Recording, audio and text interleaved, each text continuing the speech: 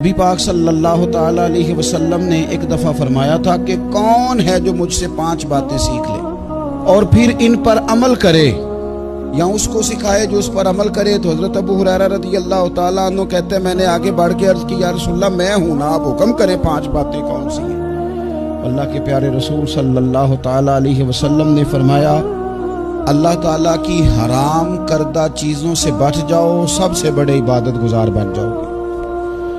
پھر نبی پاک صلی اللہ تعالیٰ علیہ وسلم نے دوسری بات ارشاد فرمائی، فرمایا اللہ تعالیٰ کی تقسیم پہ راضی ہو جاؤ، سب سے بڑے غنی بن جاؤ گے۔